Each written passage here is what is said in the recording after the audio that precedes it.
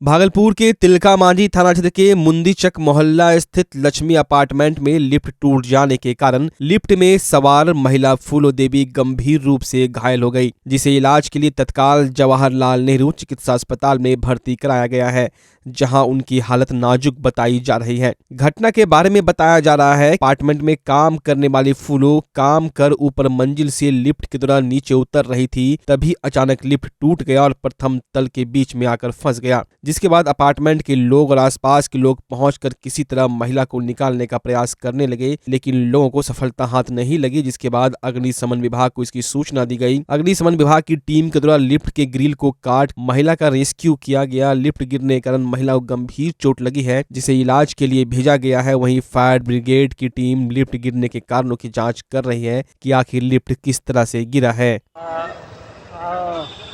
हमारी सूचना मिली कि लक्ष्मी अपार्टमेंट मुंदीचक में लिफ्ट में लोग फंस चुके हैं। हमारी टीम क्विक रिस्पांस करते हुए, जैसा कि आप लोग देख रहे हैं, सभी लोग आए और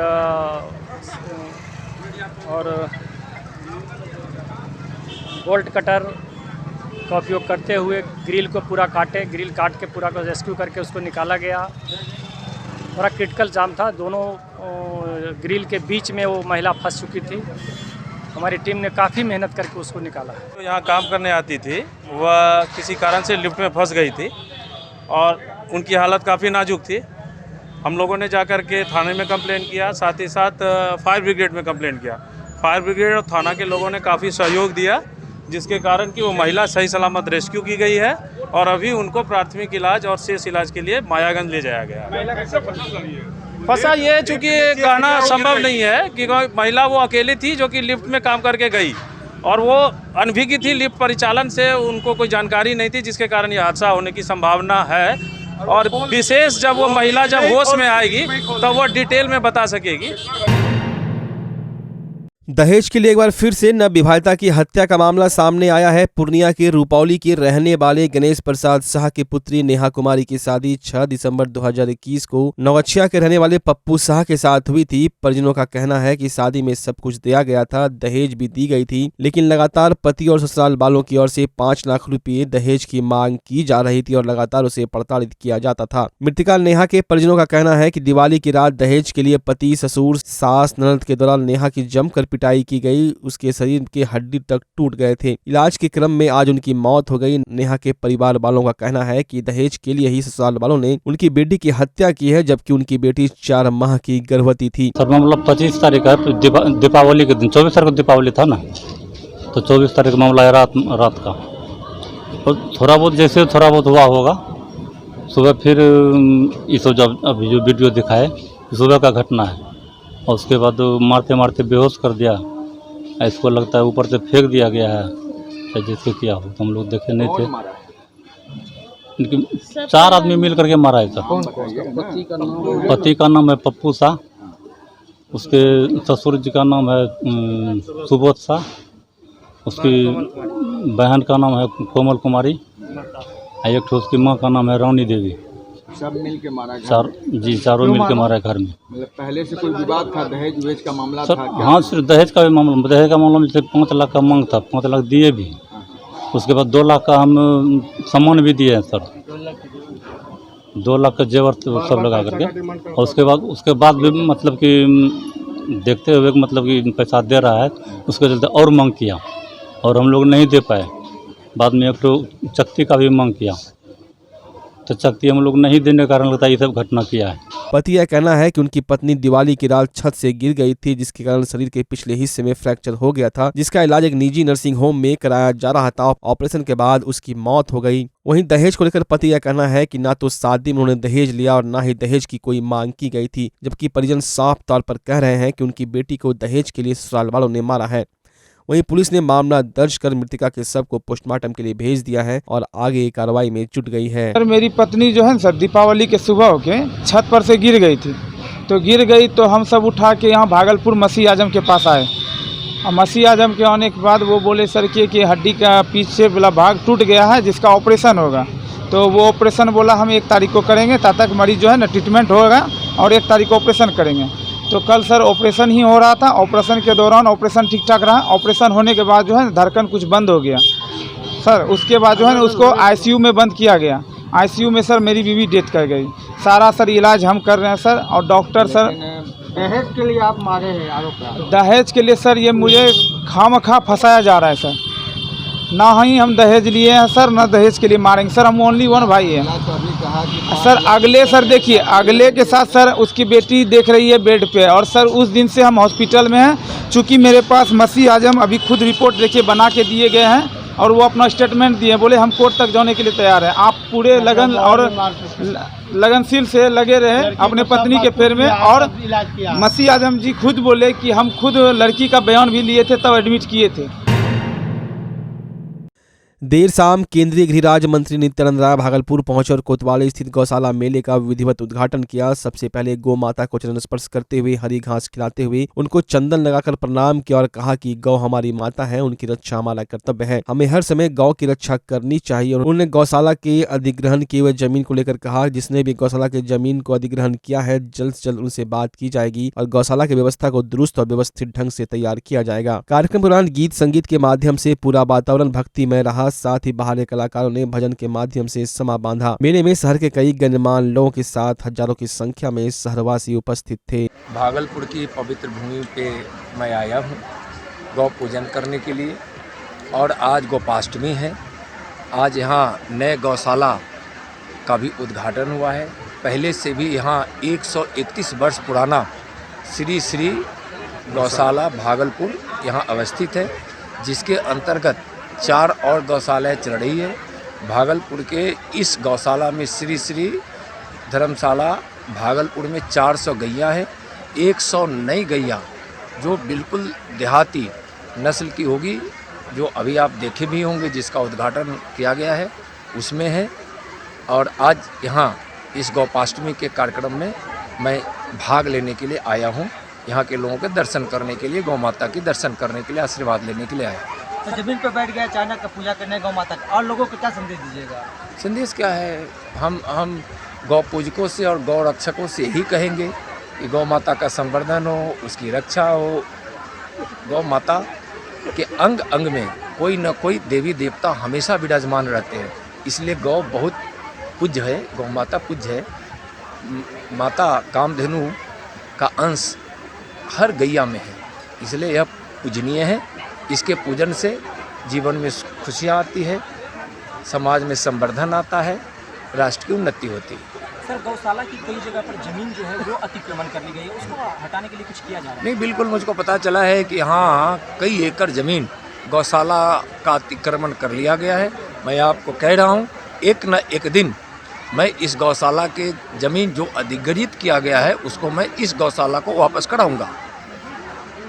सर, कई जगह पर जो अनाथ गायें घूमते रहती है, उसके संरक्षण के लिए कोई योजना चलाई जाएगी? नहीं, बिल्कुल। देखिए, यहाँ क्या है, गौशाला इसीलिए है कि बहुत सारी गैयाँ ऐसी होती है जो कहीं सड़कों पे इस तरह से घूमती है, तो गौशाला समिति उसको देखती है, उसको अपने गौशाला में लाती भी है, उसका इलाज भी करती है, उसका सेवा भी करती है। गौशाला का मतलब सिर्फ यह नहीं है कि सिर्फ दुधारू गैयाँ ही हो, ऐसी गैयाँ जो सेवा योग्य है, कहीं सड़कों पर घूम रही है, उसको भी गौशाला में लाया जाता है। सर, हाल के दिनों में एक विस्फोटक खिला दिया गया था गाय को, जिससे कि गाय घायल हो गई थी यूपी में, तो उसको लेकर क्या है? अभी यहाँ आज गौपाष्टमी के इस कार्यक्रम में आए हैं, ठीक ना।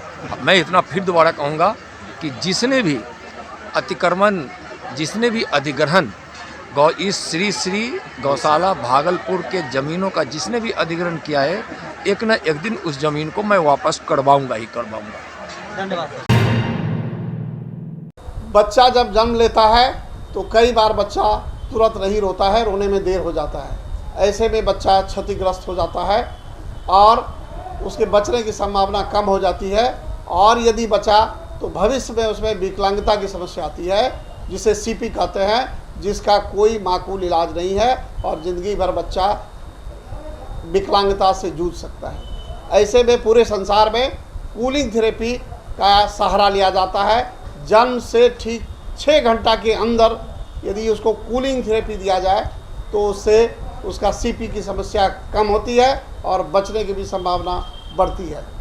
पहली बार बिहार झारखंड में आपके शहर के स्नेह नवजात शिशु बाल सेवा केंद्र में यह मशीन उपलब्ध है। कभी भी ऐसी बात हो कि बच्चा रोने में विलम्ब हो गया तो आप स्नेह नवजात शिशु बाल सेवा केंद्र में जरूर संपर्क करें।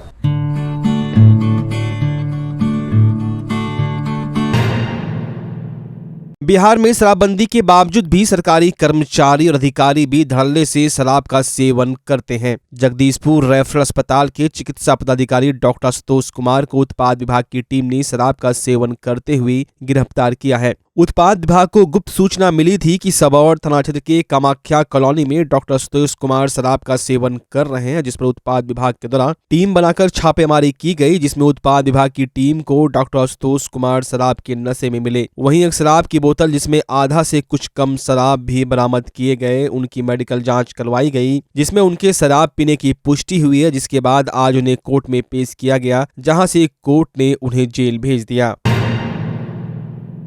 भागलपुर कृषि भवन में प्रशिक्षण शिविर का आयोजन किया गया। कार्यक्रम का उद्घाटन जिलाधिकारी सुब्रत कुमार सेन ने दीप प्रज्वलित कर किया। जिलाधिकारी ने बताया कि बिहार में मुख्यमंत्री नीतीश कुमार पूरे सूबे को कृषि प्रधान बनाने के लिए लगातार प्रयासरत हैं, जिसको लेकर तमाम कृषि अधिकारियों को रबी फसल के उत्पाद में बढ़ोतरी को लेकर निर्देशित कर दिया गया है। उन्होंने कहा किसान तो मेहनत करते हैं, लेकिन जागरूकता व जानकारी की कमी होने के कारण वे सरकारी लाभ लेने से चूक जाते हैं। ऐसे में दूर दराज से आए किसानों को टेक्निकल माध्यम से फसल के उत्पाद एवं अन्य चीजों की जानकारी इस कार्यशाला में दी जाएगी। साथ उन्होंने यह भी कहा कि उत्पाद के लिए सरकारी स्तर से उन्हें बीज भी मुहैया कराई जाएगी। वहीं डीएम ने कृषि के क्षेत्र में खुद को सुदृढ़ एवं संबल बनाने वाले किसानों को प्रशस्ति पत्र देकर सम्मानित भी किया। मौके पर कृषि विभाग के कई अधिकारी उपस्थित थे। ये रबी महाअभियान की शुरुआत जो है वो की गई है और इसमें जैसा आप लोग जानते हैं किसानों को सरकार बीज उपलब्ध कराती है और दूसरा जो अन्य जितनी भी नवीन तकनीक है उसके बारे में जानकारी जिला स्तर पर आज शुरुआत हुई है। ये प्रखंड स्तर पर और फिर नीचे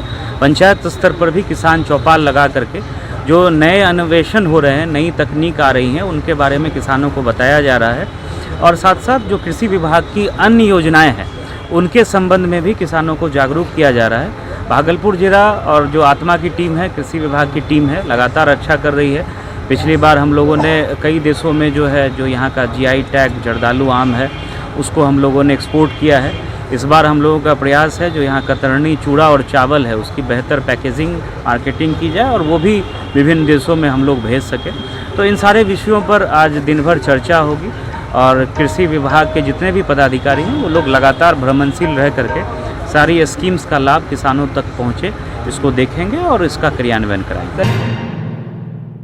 भागलपुर के नवगछिया पुलिस जिला के भवानीपुर ओपी थाना क्षेत्र के बलहा गांव के पास स्थित गंगा नदी की धार में अज्ञात अधेड़ महिला का शव बरामद होने से इलाके में सनसनी फैल गई। सूचना मिलते ही स्थानीय थाना पुलिस मौके पर पहुंची और घटना की छानबीन में जुट गई। गंगा नदी के धार में तैरती हुई अधेड़ अज्ञात महिला का शव मिलने की सूचना के बाद बड़ी संख्या में स्थानीय लोग शव देखने घटनास्थल पर पहुंचे। पुलिस ने मौके पर पहुंचकर शव को गंगा की धार से निकालकर महिला की शिनाख्त करने और घटना की जाँच में जुट गई। अभी तक महिला की शिनाख्त नहीं हो पाई है। हालांकि प्रथम दृष्टया देखने से प्रतीत हो रहा है कि गंगा स्नान करने के दौरान डूबने से उसकी मौत हुई होगी।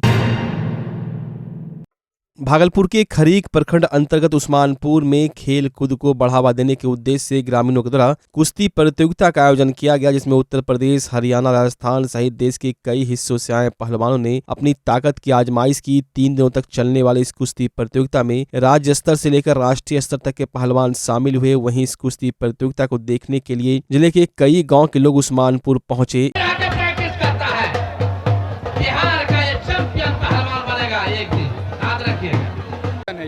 मेरा घर प्रॉपर बलिया पड़ता है, बलिया यूपी, और मैं रहता हूँ अयोध्या जी। और यहाँ कुश्ती बहुत सालों से होती है और मैं हर साल लगभग आता हूँ यहाँ पर। और यहाँ की बिहार की जनता हमें इतने प्यार दुलार देती है, आपने देखा भी होगा। इतने प्यार दुलार शायद यहाँ के पहलवान को भी लोग ना देते हैं जितने मुझे मानते हैं। हिंदू हो या मुस्लिम हो चाहे अन्य कोई भी हो, हमें बहुत प्यार दुलार देता है और कुश्ती लड़ने में हमें बहुत मज़ा आता है। कैसा लगा? बहुत सुंदर लगा भैया, बहुत सुंदर लगा। जितना तारीफ की जाए उतना कम।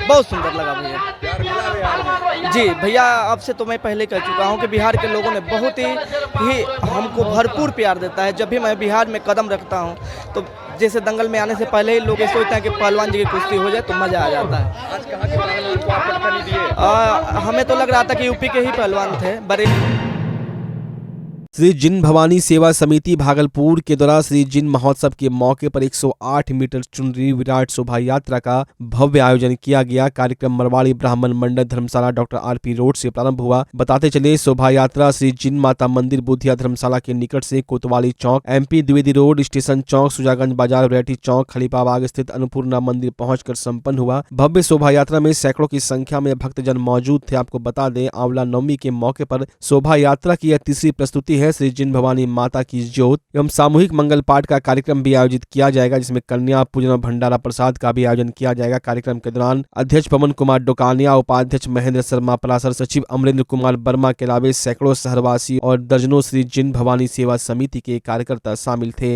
ये जिन माता की शोभा यात्रा है, 108 मीटर की चुनरी है जो आपके भागलपुर के प्राचीन मंदिर से निकली है और ये क्या नाम है, ये आपके सारे शहर को भ्रमण होते हुए स्टेशन चौक, खलीफाबाग होते हुए ब्राह्मण मंडल में जाके समर्पित की जाएगी। क्या मान्यता है इसकी? बहुत बड़ी मान्यता है। 1100 साल पुराना जब मंदिर है राजस्थान में, उसी के माध्यम से यहाँ पे भी मंदिर बनाने की व्यवस्था चल रही है। और 108 मीटर की चुनरी दोपहर में 2 बजे से मंगल पाठ का कार्यक्रम है जो आपके शाम के 5 बजे तक होगा। 7 बजे से प्रसाद की व्यवस्था रखी गई है। भागलपुर के एक स्थानीय होटल में बिहार प्रदेश मारवाड़ी महिला सम्मेलन का आयोजन किया गया, जहां महिलाओं के उत्थान एवं प्रगति को लेकर विशेष रूप से चर्चा हुई। कार्यक्रम को लेकर मारवाड़ी महिला संगठन की प्रदेश अध्यक्ष मीना मोटवानी ने बताया कि आजकल के दौर में महिलाएं किसी से कम नहीं हैं, जबकि कुछ लोगों की महिलाओं को लेकर वही पुरानी मानसिकता है। मीना मोटवानी ने कहा कि उनके संगठन के द्वारा लगातार महिलाओं को सशक्त बनाने एवं उन्हें आत्मनिर्भर बनाने के लिए प्रशिक्षण के साथ साथ उनकी सहायता भी की जाती है। इसको लेकर लगातार वो हर जिले के इकाई का भ्रमण करती है और वहां की महिलाओं से जुड़कर उनके उत्थान व प्रगति को लेकर इसी प्रकार का सम्मेलन करती है। भागलपुर जिला इकाई के अध्यक्ष सुनीता सर्राफ ने कहा कि प्रदेश अध्यक्ष के मार्गदर्शन में उन्हें काफी कुछ सीखने को मिला है और वो लोग महिला सशक्तिकरण के कार्य में और तेज गति से कार्य करेंगे। मौके पर मारवाड़ी समाज की कई महिलाएं उपस्थित थीं। आज हम लोग बिहार प्रदेश की ओर से भागलपुर शाखा का दौरा करने आए हैं। दौरा में मैं प्रांतीय अध्यक्ष नीना मोटानी, सचिव निशी अग्रवाल और कोषाध्यक्ष प्रांतीय कोषाध्यक्ष उषा टूरेवाल जी आए हैं। हमारा कार्य यह है कि अभी हम लोग आए हैं ताकि भागलपुर शाखा को सही दिशा निर्देश दे सकें, ताकि वो और अच्छी तरह से कार्य कर सके। उन्हें दिशा निर्देश दें, गाइडलाइन दें कि किस तरह से उन्हें कार्य करना है, कितने अच्छे से समाज को नई दिशा दिखानी है। समाज को अलग अलग पर्यावरण पे हो, चाहे महिला सशक्तिकरण पे हो, नेत्रदान हो, अंगदान हो, रक्तदान हो, किस तरह से वो समाज को ज़्यादा से ज़्यादा लाभ पहुंचा सकें, लोगों को जागरूक कर सकें, समाज की सेवा कर सकें। यह सब हम लोग आज यहाँ पे बताने आए हैं ताकि भागलपुर शाखा भविष्य में और ज़्यादा अच्छे ढंग से कार्य कर सके। आज हम लोग की है ना प्रांतीय दौरा करने के लिए डिस्ट्रिक्ट प्रेसिडेंट और डिस्ट्रिक्ट सेक्रेटरी और डिस्ट्रिक्ट है ना ट्रेजरर सभी आई हैं कि हम लोग क्या क्या काम करते हैं और हम लोग को वो लोग और आगे बढ़ाने के लिए कि भागलपुर शाखा में और भी आगे हम लोग आगे बढ़ चढ़कर काम करें। भागलपुर में जैसे हम लोग कन्याओं का विवाह कराते हैं और ये क्या नाम है वृक्षारोपण वगैरह करते हैं, बच्चों की पढ़ाई लिखाई स्कूल में जाके बच्चों लोग को हेल्प करते हैं, हेल्थ चेकअप कराते हैं और है ना क्या बोलते हैं ब्लड डोनेशन वगैरह। महिला सशक्तिकरण के लिए जैसे कोई ज़रूरतमंद महिला है तो उसको हम लोगों ने राखी बनाना सिखाया और 2 बच्चियों को भी सिखाया। और है ना अभी हमने एक सिलाई मशीन दी है, वो हम लोग उसी से सिलाई करवाते हैं। कुछ भी काम होता समिति का कुछ भी होता तो हम लोग उसी से। कांग्रेस इंटक के कार्यकर्ताओं ने तिलकामांझी चौक पर कांग्रेस बिहार प्रदेश इंटक के प्रदेश अध्यक्ष ओम प्रकाश उपाध्याय के नेतृत्व में गुजरात के मोरबी में हुए हादसे में मारे गए लोगों को कैंडल जलाकर भावभीनी श्रद्धांजलि अर्पित की। इस दौरान लोगों की आत्मा की शांति के लिए 2 मिनट का मौन रखा गया तथा ईश्वर से उनके परिवार के लिए दुआ मांगी। मौके पर प्रदेश अध्यक्ष ने दुख व्यक्त करते हुए गुजरात सरकार से घटना के दोषियों के विरुद्ध कड़ी कार्रवाई करने और मृतकों के आश्रितों को उचित मुआवजा देने की मांग की।